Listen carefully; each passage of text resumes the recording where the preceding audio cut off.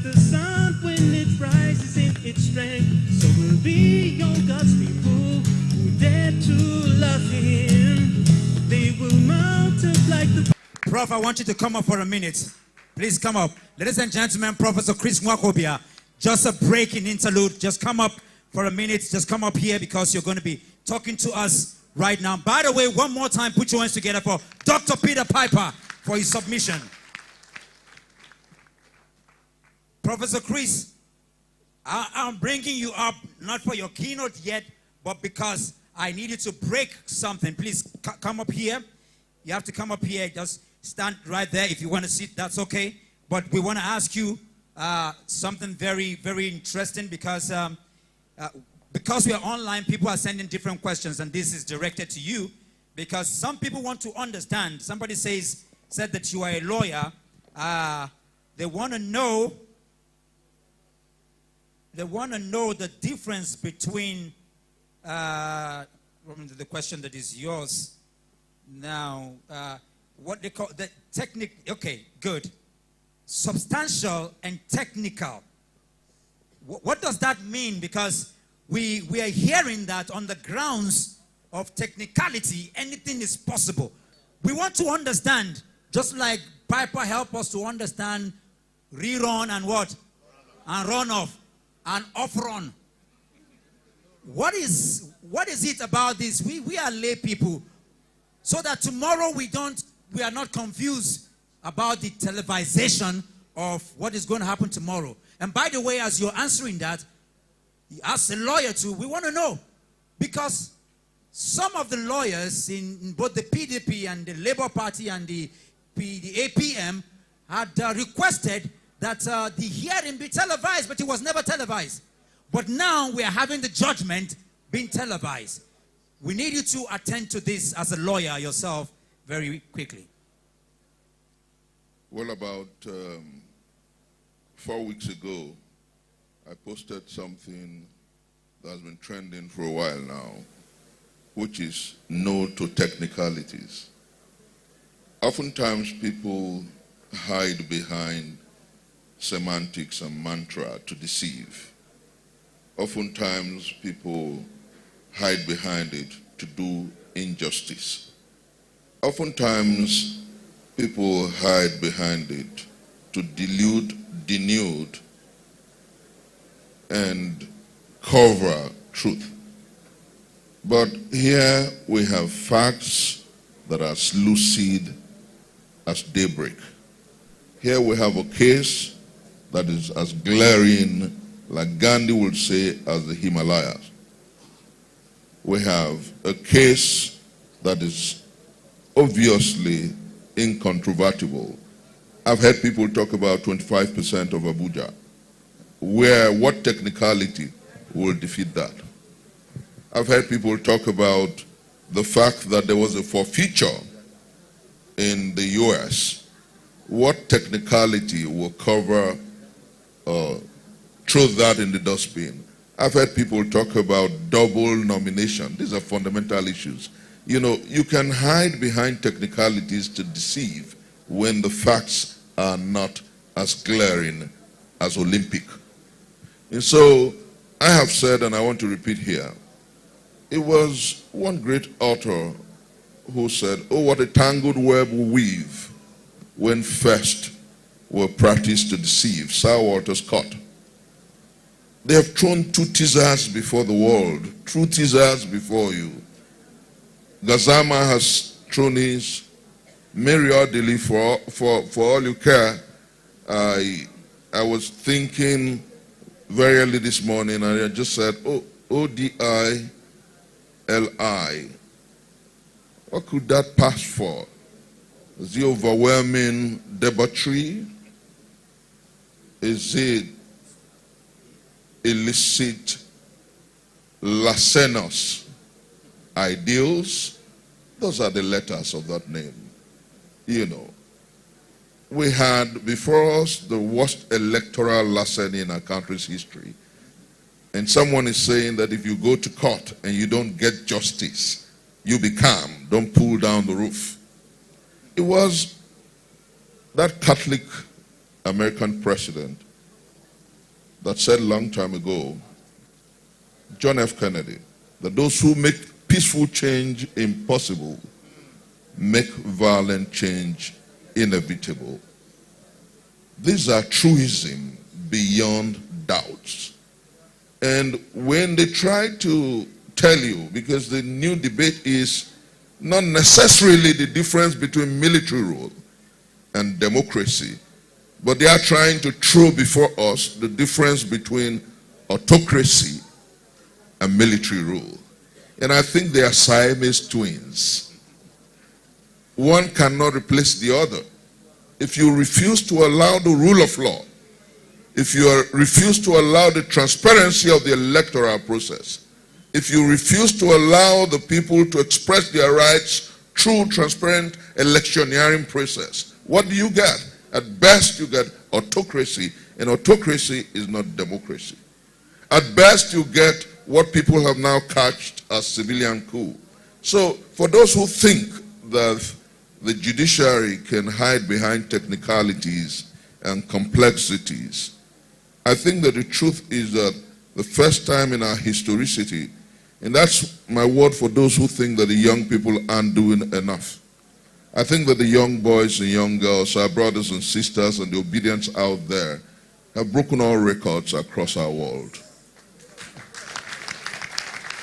In electioneering processes, they've taught the world a new lesson. You know what it is?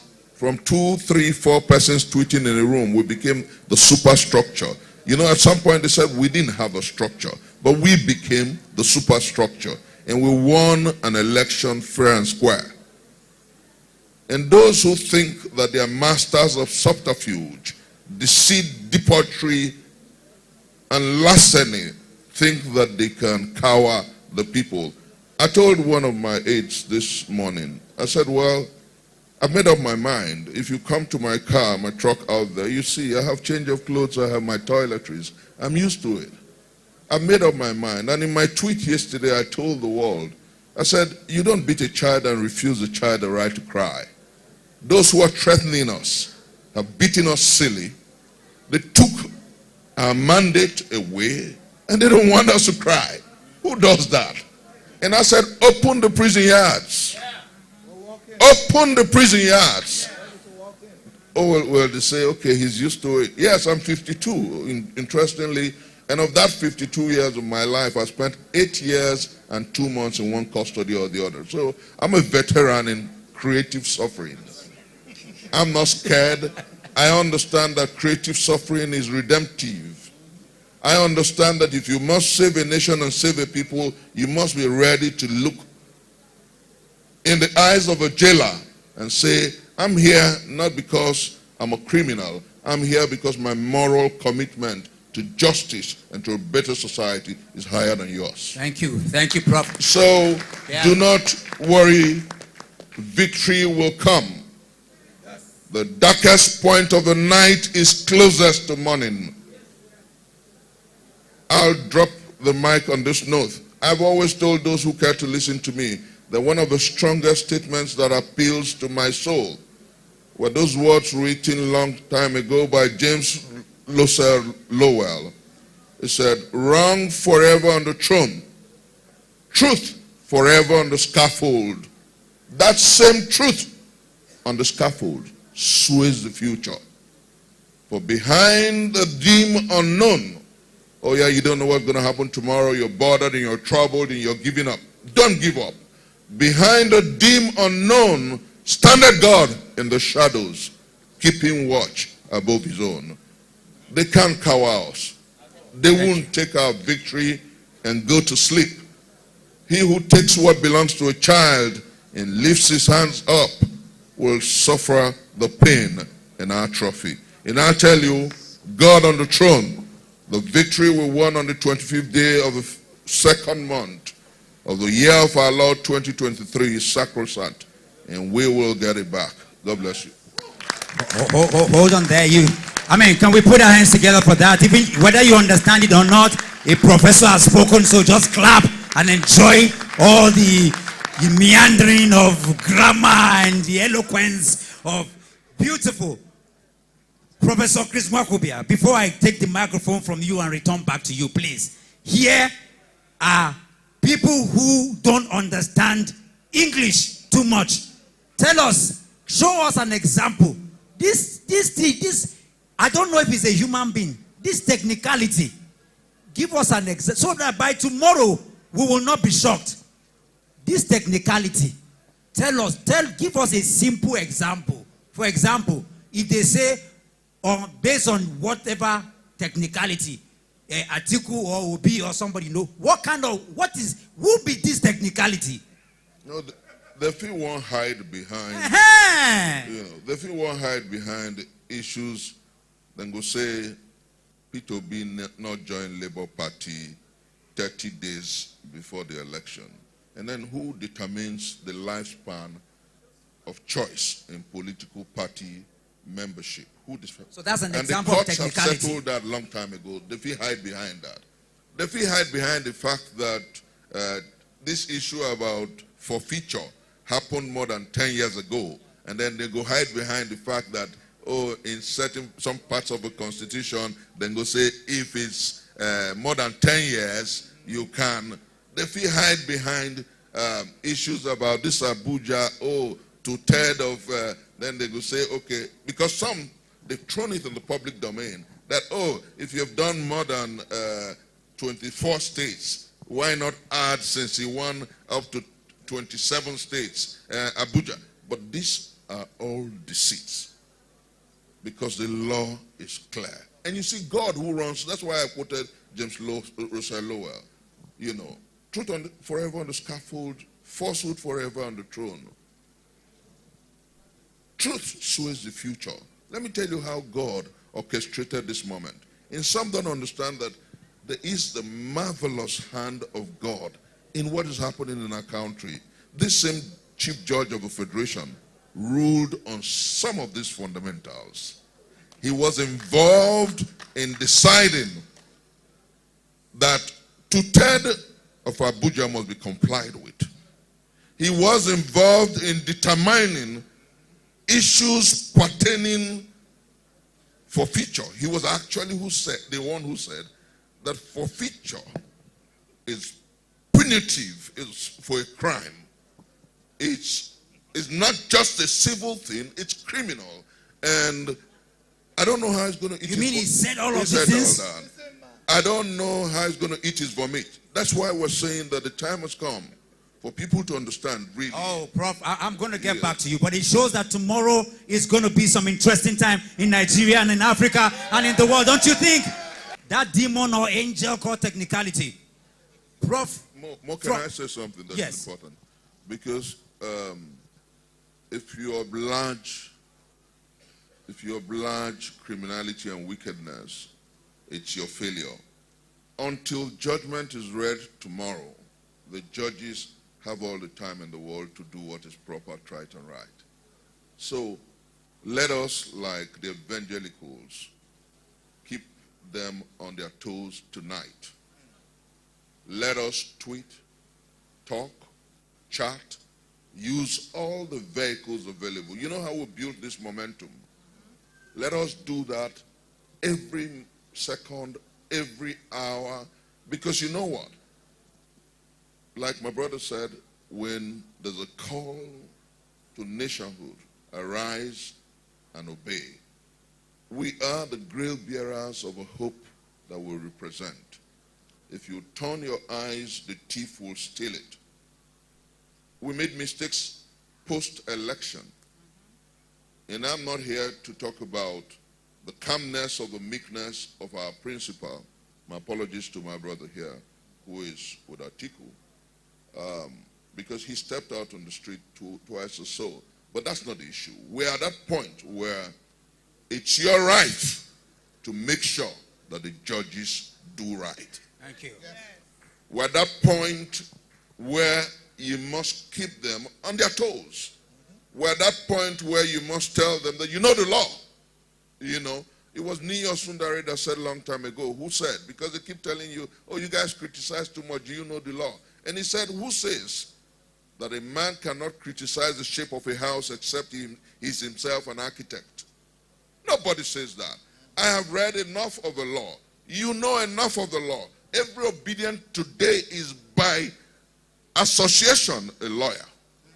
Because every day you read a legal opinion.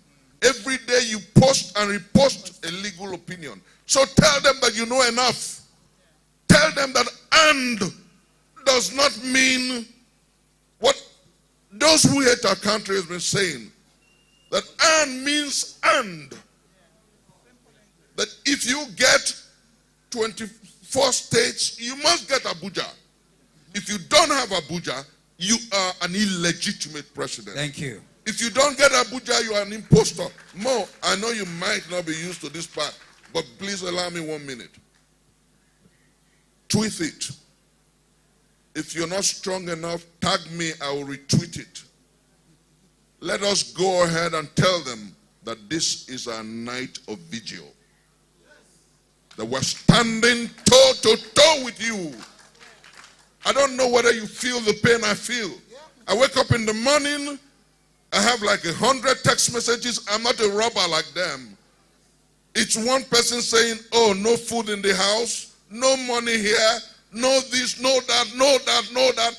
And we have never seen this level of poverty before. And you think I can cope with this for the next 4 years? What the hell is talking shit? How? Let them know. Tell the judges that we cannot stand this degree of madness. They can't give what they do not have. You can see it now. My late father said, when a man starts dancing, you know where the dance is headed. Their first few steps is 100 days now. What have they given you? Hunger, disease, despondency, want, frustration, suicide, torment, torture. Oh, come on. Mo, to have asked the questions, I'll try to attempt all 3 questions in very few words. If the court rules that election be cancelled in some states, that becomes the law. Peter Gregory Obi and the other candidates will go to the polls in those states. If the court rules that the incumbent impostor, on account of technicalities, remains there, what you see, you get. If you give crisis, you receive crisis. That's what it is, you know. I think, and I'll quote my mentor, Martin Luther King Jr. here, that there is no room for the tranquilizing drug of gradualism. If you tell us to engage in the luxury of cooling off, for how long are we going to cool off? And so, regarding the question about where the obedience will gather, obedience has been a spontaneous, organic movement. You'll see them everywhere. Because I truly, truly believe that there is going to be justice tomorrow. I believe that the arc of the moral universe bends towards justice. And I believe that the clamor and the agitation and the protestation and the engagement of obedience and well-meaning Nigerians is for nothing but justice. So, understanding the reality of now, which is that no judge is an island, which is that there is no judge that doesn't have nieces, cousins, aunties, uncles, and the likes. I engage and I insist that everyone who is out there listening to us engage every channel that you have under your control. Use your Twitter, use your Instagram, use your TikTok, use whatever machinery of engagement that you have. Make it an all-night of protestation. Trend it everywhere. And say to Nigerians and indeed the judiciary, you must do right. God bless you. Thank you so much.